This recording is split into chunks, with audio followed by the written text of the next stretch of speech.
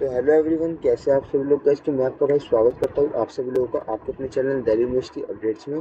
तो बस आज की वीडियो बहुत इंपॉर्टेंट होने वाली है सभी BCom programme BCom honours fourth semester students के लिए, जिनका कॉस्ट अकाउंटिंग का एग्ज़ाम कल होने वाला है। तो आज की इस वन शॉट वीडियो में मैं लेकर आया हूँ आप सभी स्टूडेंट्स के लिए कॉस्ट अकाउंटिंग के सभी चैप्टर्स के फॉर्मूला, कॉस्ट शीट का फॉर्मेट और कुछ ऐसे इंपॉर्टेंट और मोस्ट रेलेवेंट पॉइंट्स और फॉर्मूलाज जो कि आपको कल के एग्ज़ाम में बहुत ही यूज़फुल होने वाले हैं आप सभी के लिए। तो गाइज़, इस वीडियो को ज़्यादा से ज़्यादा अपने दोस्तों को शेयर करिए ताकि वो भी इन फॉर्मूलाज और इम्पोर्टेंट पॉइंट्स का लाभ उठा सके, ताकि वो भी इनको याद कर सके। तो गाइज़, एक बात ये ज़रूर कहना चाहूँगा कि आप इन फॉर्मूलाज और फॉर्मेट जो आपको होने वाला है ये इसको याद इस तरह करिए कि आपको समझ में आ जाए। आप इनको रटिए मत, आप इनको याद करिए ताकि आपको एग्ज़ाम हॉल तक याद रहे। ठीक है गाइस, तो चलिए अब शुरू करते हैं। एक एक करके मैं आपको सभी चैप्टर्स के ना फॉर्मूला शो करूँगा और उससे पहले मैं आपको कॉस्ट शीट का फॉर्मेट में दिखाने वाला हूँ। और जो ये आपकी पीडीएफ होने वाली है इसका लिंक भी मैं आपको डिस्क्रिप्शन बॉक्स में प्रोवाइड कर दूँगा। तो चलिए गाइस शुरू करते हैं बिना किसी देरी के साथ। तो ये होने वाला आपको सबसे पहले कॉस्ट शीट का फॉर्मेट। ये आपको कॉस्ट शीट का फॉर्मेट होने वाला है, यहाँ आप देख सकते हैं इसको। इस फॉर्मेट को मैं कहूँगा आपको उसको एक बार लिख के याद ही कर लीजिए, आपको याद ही हो जाएगा पूरा फॉर्मेट आपको। ये देख लीजिए। फिर आता है आपको चैप्टर नंबर 1 के फॉर्मूला, मटेरियल के फॉर्मूला होने वाले हैं आपके, जिसमें आपका maximum stock level, minimum stock level, reorder level, average stock level. इसमें आपके दो मेथड होते हैं एवरेज स्टॉक लेवल निकालने के, इकोनॉमिक ऑर्डर क्वांटिटी। फिर आता है आपका inventory turnover ratio, total inventory cost, inventory turnover period. तो गाइस, ये कुछ आपके 7 से 8 फॉर्मूलाज होने वाले हैं मटेरियल चैप्टर के, आपने देख सकते हैं इनको। फिर आता है आपका लेबर चैप्टर। लेबर चैप्टर में आपके 5-6 फॉर्मूलाज हैं, जिसमें आपका पहले 3 मेथड आते हैं important: separation method, replacement method, flux method. और अब जो आप एवरेज नंबर ऑफ वर्कर निकाल सकते हैं वो आप इस तरह निकाल सकते हैं: opening worker plus closing workers divide by 2। फिर आते हैं आपके बोनस इंसेंटिव प्लान्स, जिसमें आपका हाल से प्लान होने वाला है, रोवन प्लान, और आपका बार्ट स्कीम और एक टेलर स्कीम और होता है आपका, और ये है उसके फॉर्मूलाज। तो आप देख लीजिए आपके लेबर के फॉर्मूलाज होने वाले हैं। फिर गाइस आता है आपका चैप्टर नेक्स्ट जो है कि वो है ओवरहेड्स, जिसमें आपके अलग तरीके से फॉर्मूलाज होने वाले हैं। सबसे पहले 3 परसेंटेज मेथड है: percentage on direct material cost method, percentage on direct wages cost method, percentage on prime cost method. ये 3 आपके परसेंटेज मेथड के फॉर्मूला होने वाले हैं। फिर आता है आपका आवरली रेट मेथड्स के फॉर्मूला, जिसमें आपका machine hour rate method, labour hour rate method होने वाला है आपका। फिर आता है आपका नेक्स्ट ऑफिस ओवरहेड रेट्स, जिसमें आपका as a percentage to factory cost, as a percentage to factory overhead, as a percentage to sales, as a percentage to of conversion cost, और लास्ट आपका as a percentage of gross profit. ये आपके 5 इसमें होने वाले हैं formula.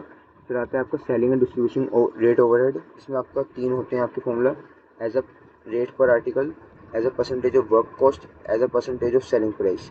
ये 3 formula आपके सेलिंग एंड डिस्ट्रीब्यूशन ओवरहेड्स में होने वाले हैं। तो वैसे ये थे आपके ओवरहेड चैप्टर के सभी फॉर्मूलाज, आप देख लीजिए एक बार दोबारा।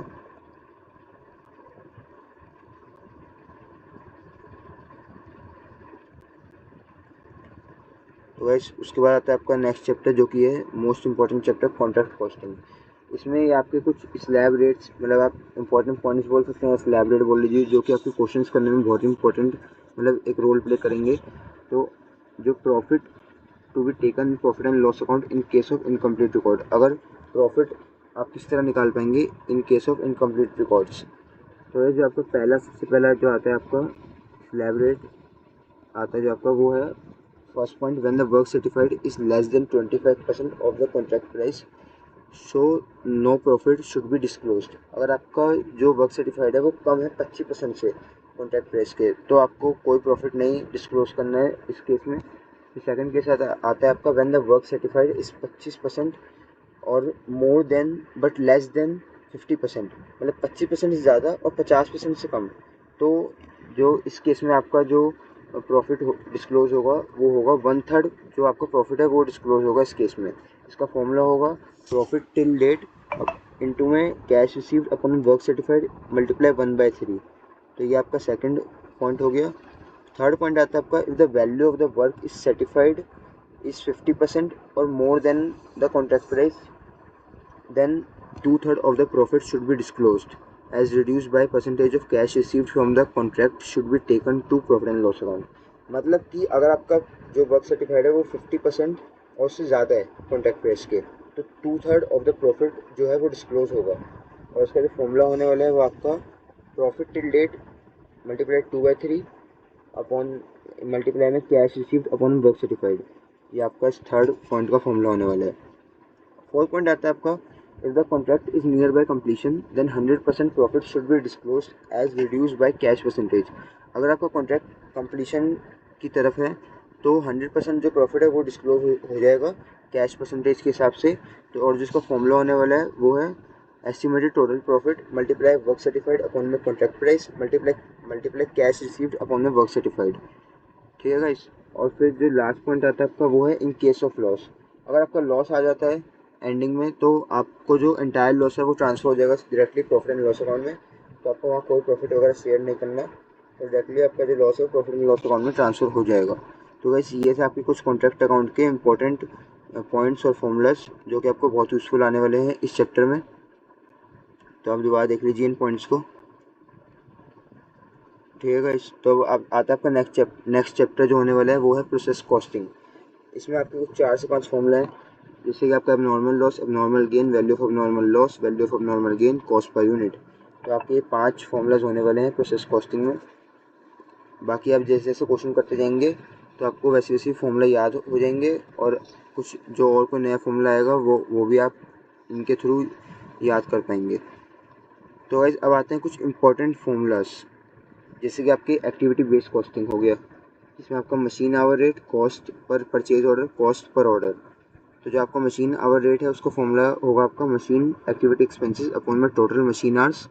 फिर कॉस्ट पर परचेज ऑर्डर का फॉर्मूला रहेगा आपका सेटअप रिलेटेड एक्सपेंसेस अपॉन में number of setups.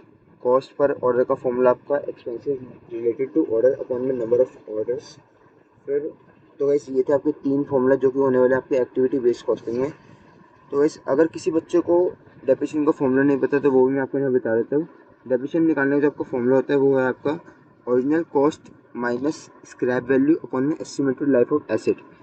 Original cost जो आपकी मशीनरी क्वेश्चन दे रखे वो, माइनस में स्क्रैप वैल्यू मतलब कि आपका जैसे कबाड़ी की वैल्यू, जैसे आप कबाड़ी वाले अपनी मशीन बेचे तो वो किस वैल्यू में जा रही है वो आप ओरिजिनल कॉस्ट में से माइनस करेंगे, और डिवाइड में आपका आ जाएगा नंबर ऑफ ईयर्स। मतलब कि आपको क्वेश्चन में 10 साल दे रखे हैं 10 से डिवाइड करेंगे, 5 साल दे रखे हैं 5 से डिवाइड करेंगे, जो भी नंबर ऑफ ईयर्स दे रखे होंगे आप उससे डिवाइड करेंगे, मतलब डेप्रिसिएशन निकालने के लिए। और यहीं अगर आपको स्क्रैप वैल्यू की जो है क्वेश्चन में इंस्टॉलेशन वगैरह दे दे कि मशीन में कुछ इंस्टॉलेशन करिए, तो वहाँ पे आपका वो अमाउंट ऐड हो जाएगा ओरिजिनल कॉस्ट ऑफ मशीनरी में divide by number of years. तो इस तरह आप अपने डेप्रिसिएशन निकाल सकते हैं दोनों मेथड से। तो गाइस ये होगा आपका डेप्रिसिएशन का फॉर्मूला, और ये आपका एक्टिविटी बेस्ड कॉस्टिंग का फॉर्मूला आप देख सकते हैं यहाँ पे दोबारा। तो चलिए गाइस इस वन शॉट वीडियो में बस इतना ही था कि मैं आपको सभी चैप्टर्स के फॉर्मूलाज और कॉस्ट शीट का फॉर्मेट और कुछ इंपॉर्टेंट फॉर्मूलाज यहाँ पे आपको शो करना चाह रहा था, जिससे कि आप अपने एग्ज़ाम में इन फॉर्मूलाज को याद रख पाएँ और अपने एग्ज़ाम में प्रैक्टिकल प्रॉब्लम्स और न्यूमेरिकल्स को ईजिली सॉल्व कर पाएँ। तो गाइस ये वीडियो ज़्यादा से अपने दोस्तों को शेयर करिए ताकि वो भी इन फॉर्मूलाज और इम्पोर्टेंट पॉइंट्स को मतलब याद कर लें और अपने न्यूमेरिकल्स और प्रैक्टिकल प्रॉब्लम्स को ईजिली प्रैक्टिस कर सकें। तो गाइस इस वीडियो में बस इतना ही। वीडियो कैसी लगी जरूर बताइएगा, और इस वीडियो को ज़्यादा से ज़्यादा अपने दोस्तों को शेयर करिएगा ताकि वो भी अपनी जो तैयारी है वो जल्द से जल्द टाइम पे पूरा कर लें। और वीडियो कैसी लगी, और अगर आपको किसी और चीज़ में डाउट है तो आप मुझे कमेंट बॉक्स में लिख सकते हैं। और ऐसी मोर इन्फॉर्मेटिव अपडेट्स के लिए हमारे चैनल को सब्सक्राइब कर लीजिए। Thank you so much guys.